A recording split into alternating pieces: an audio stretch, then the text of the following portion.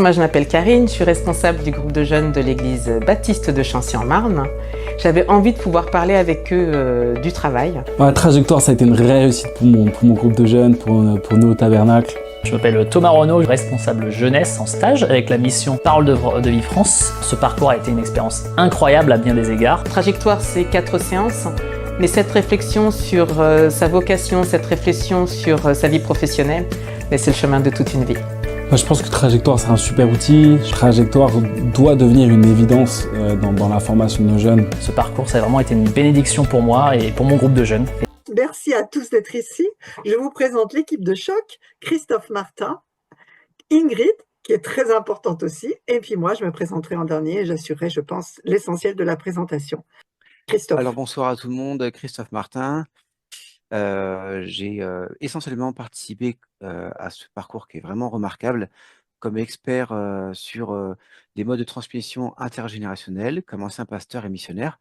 Voilà, certains me connaissent comme étant le fondateur du département national de la jeunesse au CNEF, et le Conseil national des évangéliques de France. Merci d'être là en tout cas, et d'avoir été là pendant tout ce temps-là. Ingrid. Je suis actuellement en reconversion professionnelle, donc j'arrive à la fin de ma formation pour être conseillère en insertion pro. Je travaille actuellement dans une mission locale, donc, et ce qui fait sens avec notre sujet de ce soir, puisque voilà, le parcours qu'on propose, il est pour des jeunes qui sont dans la même tranche d'âge. Sinon, avant, j'ai évolué dans une PME, une entreprise familiale en agroalimentaire. J'ai évolué pendant 20 ans sur différents postes. Et c'est en 2021, du coup, que j'ai trouvé un regain d'énergie en intégrant ces proactifs, qui, du coup, m'a appris à donner du sens à mon travail. Pendant qu'on a fait le projet, on l'a testé avec 5 églises différentes. Et Thomas était l'un de ces animateurs. Vas-y, présente-toi, Thomas. Bonjour à tous en tout cas. Du coup, moi, je suis responsable d'un groupe de jeunes inter-églises, des églises Perspectives dans les Côtes-d'Armor, donc de l'église de Dinan et puis l'église de Saint-Brieuc. Et je suis aussi stagiaire missionnaire avec une mission jeunesse qui est Parole de Vie. Et sinon, à côté de ça, je suis éducateur spécialisé dans un foyer jeunesse. Donc, tout le monde s'est présenté, mais pas moi. Donc, moi, je m'appelle Anne-Marie Husson. Et donc, j'ai eu plusieurs vies dans ma vie. D'abord, j'ai été missionnaire avec une association qui s'appelle Agapé France. Et j'ai été l'une des fondatrices de cette association. J'ai eu un ministère d'évangélisation, de formation de disciples. Et après ça, le Seigneur m'a envoyée dans le monde professionnel. Et là, c'était vraiment une grosse découverte. Pas une découverte forcément facile, parce que j'ai découvert la dureté du monde du travail, mais j'ai aussi découvert combien c'était difficile de se maintenir en tant que chrétien et de trouver la bonne posture en tant que chrétien dans le monde du travail. Et j'ai découvert là aussi que l'Église est vraiment en carence par rapport à ce sujet, parce que souvent, le travail, c'est juste le secteur dont on ne parle pas par rapport à toutes les autres problématiques qu'on peut trouver dans une vie d'église. Mais moi, j'avais besoin de réponses. Donc, j'ai cherché ces réponses un peu partout, à tous azimuts, jusqu'à ce que le Seigneur me dirige vers différentes choses, mais surtout de la littérature anglo-saxonne et surtout vers le mouvement de Lausanne. À partir de là, j'ai commencé à dérouler le fil, et le Seigneur m'a permis de dérouler cette théologie du travail, cette doctrine du travail et ce savoir-être en tant que chrétien dans le monde du travail. Et quelques années plus tard, comme ma vie professionnelle tournait autour du monde de la formation professionnelle, ça tombait sous le sens que j'allais être appelée, et le Seigneur m'a appelée à déployer ce ministère pour les chrétiens au travail. Et donc, j'ai créé ces proactifs. Petit à petit, j'ai échafaudé les choses, et aujourd'hui, ces proactifs est un beau et solide ministère. Et donc, maintenant, j'arrive au point qui nous concerne. Dans toutes ces premières années, j'étais en contact très souvent avec Christophe. En développant notre amitié, j'ai senti aussi tout son amour pour les jeunes et son désir, comme le mien, de faire des disciples. Et j'étais en contact avec Impact France, et un jour, il m'envoie une demande avec un appel d'offres en me disant « Si vous avez un projet, bah, écrivez votre projet, on vous aidera à le financer. Et on s'est dit, on va créer ces proactifs jeunes. À ce moment-là, on n'avait pas encore le nom trajectoire, on n'avait rien du tout, mais on s'est dit, les jeunes aussi ont besoin d'entrer dans leur mission de vie.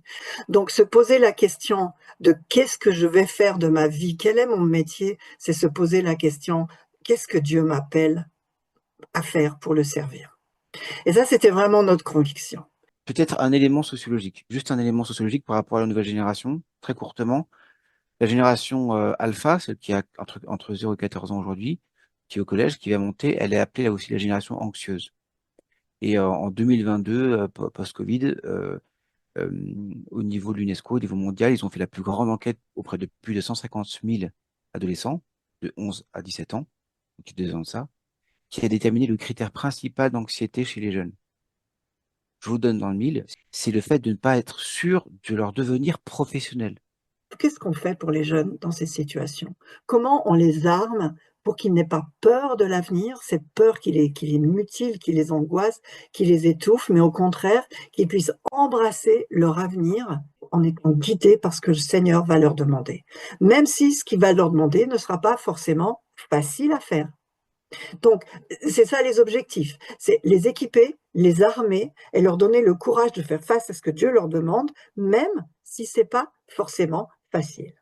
Et finalement, ça va s'appeler trajectoire. Trajectoire parce que dans la vie professionnelle de n'importe qui aujourd'hui, la vie professionnelle, c'est plutôt une trajectoire qu'une ligne droite. Mais chaque fois quand même, ce qui compte, c'est d'être en route vers sa vocation. Et quand on regarde, par exemple, des gens comme Néhémie, des gens comme Joseph, ils ont eu vraiment une trajectoire pour au bout arriver à quelque chose qui était vraiment l'accomplissement de leur vie. Donc, on s'est fixé quelques objectifs. On voulait que les jeunes puissent réfléchir à leur trajectoire de vie à laquelle Dieu les appelle. Et pour ça, il y a plein d'indicateurs qui sont en eux. Ils ont des dons, ils ont des talents, ils ont des aspirations, ils sont sensibles à plein de choses. Ils dégagent quelque chose. Est-ce qu'ils le savent tout ça? Est-ce qu'on peut les aider à prendre conscience de ce que Dieu a déposé en eux?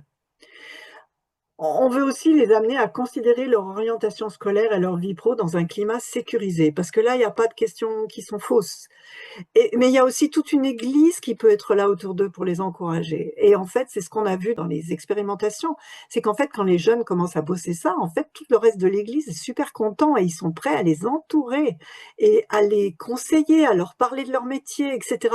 Et les jeunes font du bien aux plus anciens parce qu'ils les questionnent d'une façon que eux n'ont jamais questionné leur vie professionnelle. Du coup, ça met en mouvement toute l'église. On voulait aussi qu'ils puissent les aborder sous un angle spirituel, avec la pensée de Dieu, parce que c'est ça quand même qui manque le plus dans nos assemblées. Donc vraiment donner des éléments de base sur la doctrine du travail, et puis pouvoir se mettre au service de Dieu et prendre la décision de confier leur avenir à Dieu. Et bien sûr, on va faire ça que sur quelques semaines. Donc, on a la prétention de croire que ce qu'ils vont apprendre avec nous, ils vont pouvoir continuer à l'exploiter pour le reste de leur vie, ou en tout cas pour quelques années. Chaque fois qu'ils vont être à une nouvelle étape, à un nouveau croisement, on veut leur donner une méthodologie qui va leur permettre de poursuivre ce qu'ils ont commencé. Alors, le sujet était quand même très, très compliqué, parce qu'il faut concilier plein de choses. On ne peut pas se mettre à la place des CIO ou des profs principaux, ni de l'ONICEP. On ne peut pas être juste pastoral. Et il fallait qu'on trouve ce manque, qu'on soit dans la justesse, et en même temps qu'on réponde à des besoins réels. Les jeunes, il faut que ça bouge, il faut que ce soit interactif, il faut qu'on leur fasse des activités courtes qui changent souvent. Et en même temps, il faut les garder motivés. Et il faut leur lancer des défis. Alors, pour mettre tout ça en musique, on a décidé d'agir sur 3 plans. Un premier plan qui est un point SPI, indispensable pour nous, parce qu'on voulait vraiment leur donner cette assise spirituelle dont ils ont besoin pour leur vie. Donc, découvrir ce que Dieu pense du travail, ce qu'il nous a donné pour le vivre d'une façon juste. Deuxième point, on voulait travailler sur le plan personnel, puissent faire des progrès sur la connaissance d'eux-mêmes. Le troisième point, on voulait que ce soit ultra concret par rapport à ce qu'ils vivent à ce moment-là au niveau scolaire. qu'ils soient en troisième, en seconde, en première, en terminale ou en première année de fac, il fallait que ce soit super concret. Et donc là, il y a des choix pour eux à faire et on voulait pouvoir leur permettre de bien poser ces choix et de bien se poser les bonnes questions pour poser les choix et découvrir aussi quel était l'environnement et les informations, savoir chercher l'information dont ils ont besoin à ce moment-là de leur itinéraire. Parce qu'ils ont besoin de défis et qu'on voulait leur lancer un défi, chaque fois, on leur a donné un challenge. Donc là, vous avez le cadre, et là, on n'est ni dans le CIO, ni dans le prof principal, ni dans l'ONICEP, ni dans le pasteur pur. On est vraiment dans un truc qui n'est que trajectoire. Hybride, mais ultra connecté à toutes sortes de choses, et on a croisé toutes ces choses. Alors maintenant, si je reviens sur les différents parcours, ça vous donnera une idée des contenus. Première leçon, il faut que le groupe se mette en place. C'est sportif hein, pour l'animation.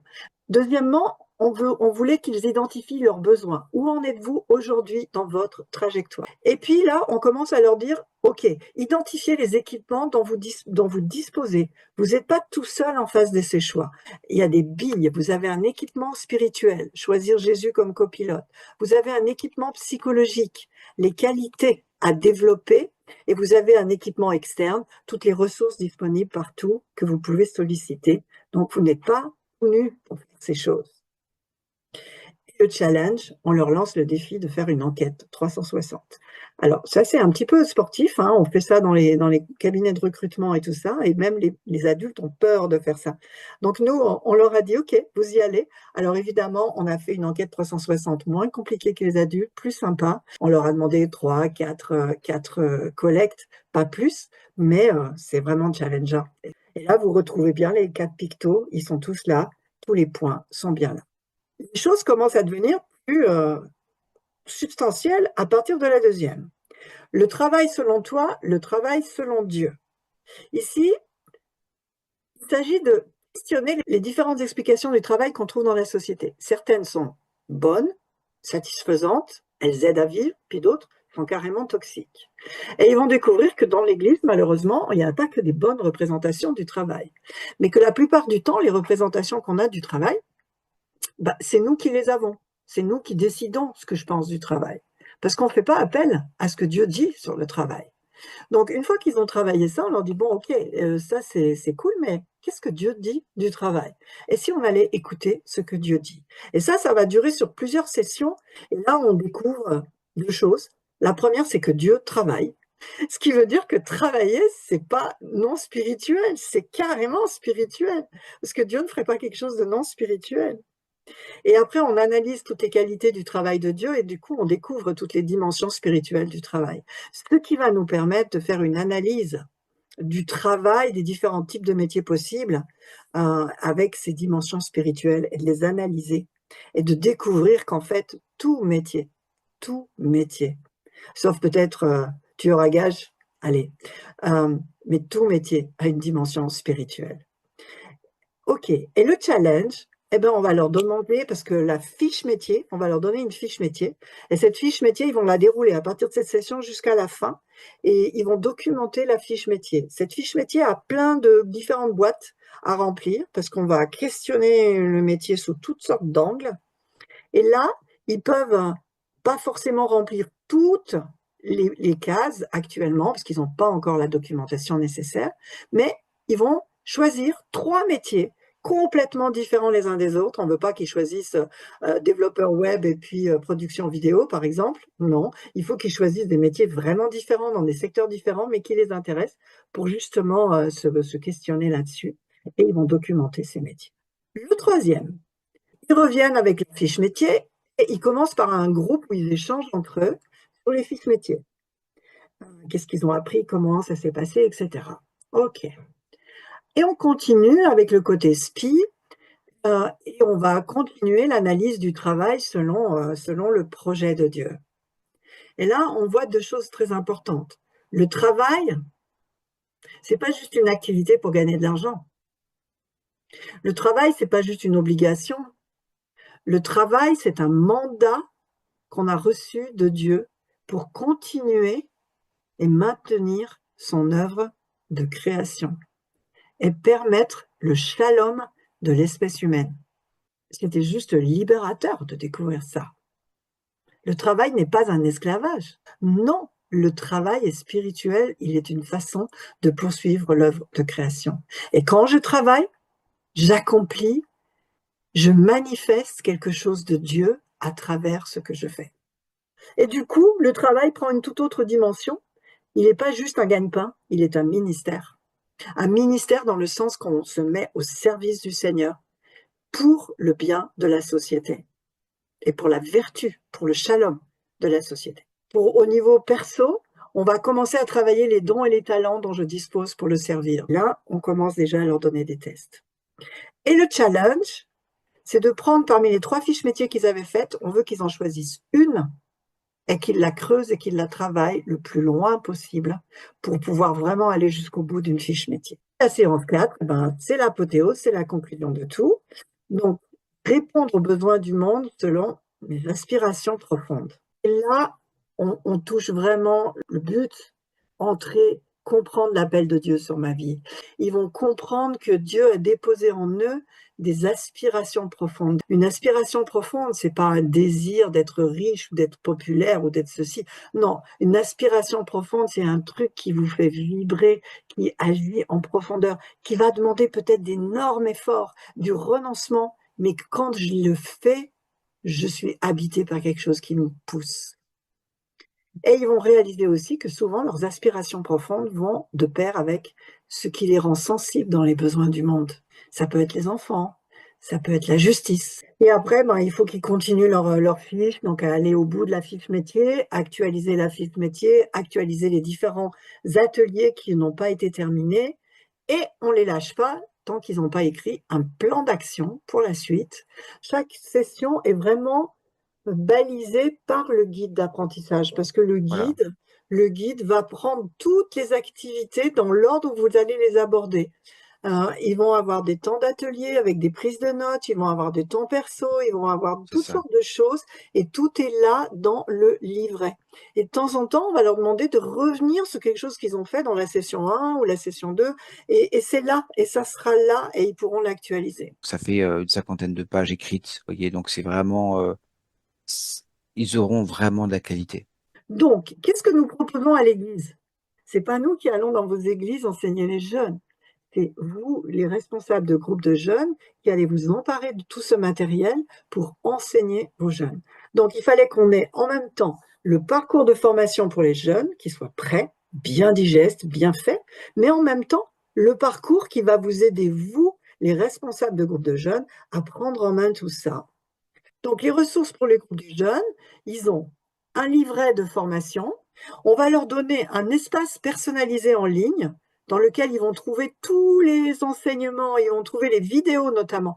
On a mis tous les enseignements spirituels sous forme de vidéos. Ils vont aussi trouver sur le site toutes les ressources complémentaires parce que, par exemple, les tests psy, on va les mettre là, tous les liens ONICEP, les descriptions de métiers, et ça, on peut l'actualiser en continu. Ils trouvent les fiches d'activité des challenges pour les imprimer, pour les faire au nombre d'exemplaires qu'ils veulent. Et puis, ils auront aussi un forum.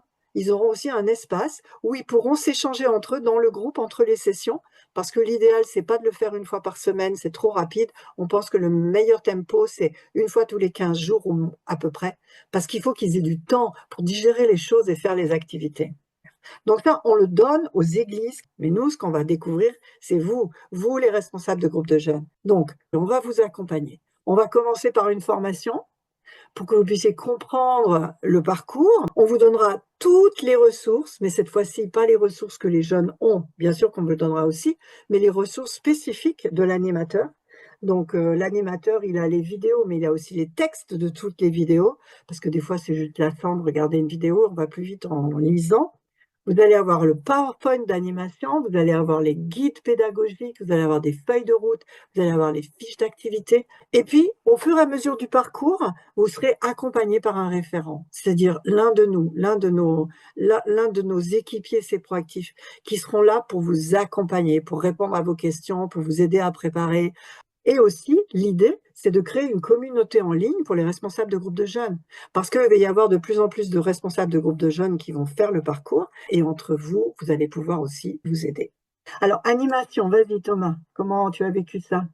Ce que je peux en dire déjà, c'est que une des forces du projet Trajectoire, c'est que c'est assez c'est solide, c'est biblique, mais c'est aussi assez fluide. C'est avec des mots modernes pour les jeunes. Souvent, quand on pense à la question de la vocation, de l'orientation, je pense que quelquefois on a un peu des images un peu très théoriques ou de l'école, en fait. Et ce qui était pratique avec ce parcours, c'est que c'est vraiment, il y a des vidéos, il y a des mots un peu punchline, un peu des choses qui vont retenir, qui sont assez faciles. En fait, c'est avec des mots pour les jeunes. Une chose aussi ça a déjà été mentionné par plusieurs d'entre vous, c'est qu'en fait, on avance et puis on apprend et on grandit avec ce parcours autant que les jeunes. Par exemple, la séance 3 de mon travail, mon ministère, c'était super intéressant. C'est pas peut-être le même enseignement qu'on donnerait aux différentes rencontres qu'on a. Donc c'était un peu quelque chose d'exceptionnel. Juste un point que je voulais rajouter sur la partie exploration, par exemple de l'enquête métier. Je pense que là, vraiment, c'est un moment où vous pouvez mobiliser toute l'église. Et là, pour les jeunes, ça peut donner du sens. Parce que vous pouvez le faire sous des formats d'interview, quelque chose qui soit assez en mouvement en fait. Mais je pense qu'il faut utiliser vraiment les challenges pour vous mettre en mouvement avec les jeunes et avec l'église. Il faut pas les laisser tout seuls dans leur coin. Non, il faut que ce soit vraiment quelque chose de collectif. Il faut arriver à trouver voilà, ou des personnes dans le groupe qui soient ressources, ou ça peut être quelques parents aussi qui soient ressources, et dans une configuration ou dans l'exercice comme l'enquête métier, aller encore plus loin et là vraiment mobiliser l'église. C'est super intéressant. Je pense que ça répond vraiment aussi à un besoin clair hein, dans nos groupes de jeunes, des jeunes qui sont un peu, soit qui savent ce qu'ils veulent faire, mais ils ont besoin d'être accompagnés, soit qui savent pas encore. Merci. Quelqu'un d'autre? Je trouve que c'est un besoin en fait qui est, on va dire, universel en fait, qu'on retrouve un peu partout. Moi, je suis membre du conseil d'une église en Côte d'Ivoire. Au sein de l'église, c'est vraiment un besoin qui a été identifié pour lequel on n'avait pas forcément de ressources. Le volet spirituel déjà pour encadrer ces jeunes-là vers la vie professionnelle, je trouve ça vraiment très, très, très intéressant. Le volet spirituel, mais aussi le volet perso, parce que tout ce qui Oui, est la aussi. connaissance de soi, tout le Oui, oui, travail sur soi, découvrir ses aspirations, ses dons, ses effectivement. talents, tu vois, tout ça, Oui, oui, oui, ça reste vrai, hein. c'est vrai. Depuis tout à l'heure, je vous écoute et je me dis où est-ce que je vais positionner ça dans mon programme si on devait le faire ici en Belgique. Et au final, je me rends compte que ça peut être aussi une forme de camp d'été pour permettre aux jeunes un petit peu de réfléchir avant l'année décisive pour eux. Et comme ça laisse toute l'année pour mûrir un petit peu Bien sûr. Mm. Merci, merci, merci pour ce commentaire. Et oui, on compte sur vous pour le faire savoir, pour le faire passer à tous vos responsables de groupes de jeunes partout. Alors, comment les églises vont s'en saisir? Eh bien, on a sur le site un formulaire dans lequel vous pourrez préciser quelle église, quelle période, combien de jeunes, etc. Et on va travailler le projet avec vous. Moi, je salue tout le travail qui a été fait et cette orientation vers les jeunes. Parce que sinon, après, au niveau de l'Église, ce sont des adultes qu'on doit accompagner dans une réorientation professionnelle. Ça va permettre, en fait, à la jeunesse d'aujourd'hui d'entrer plus facilement, en fait, dans le plan réel que Dieu veut pour eux. Et ça va nous donner aussi des églises avec des personnes qui sont épanouies, qui vont servir pour les bonnes raisons et pas forcément par frustration de la vie professionnelle. Je trouve que c'est une révélation que vous avez eue, c'est très puissant parce que sur le terrain, on le voit. Notre identité en Christ et ce que Dieu nous appelle à faire, c'est jamais très loin de ce qu'on fait professionnellement. Bien sûr. Et effectivement, il n'y a pas que les ministères de l'Église, il y a tellement de choses à faire ailleurs. Et on se rend compte aujourd'hui que tous ceux qui se sont trouvés dans leur vie professionnelle, c'est eux qui aident l'Église à aller de l'avant. Pour toutes ces raisons et encore beaucoup d'autres, Trajectoire est le parcours d'orientation professionnelle à offrir aux jeunes de votre Église. Ayez l'assurance qu'un jour, ils vous diront merci. Oui, ils vous diront merci.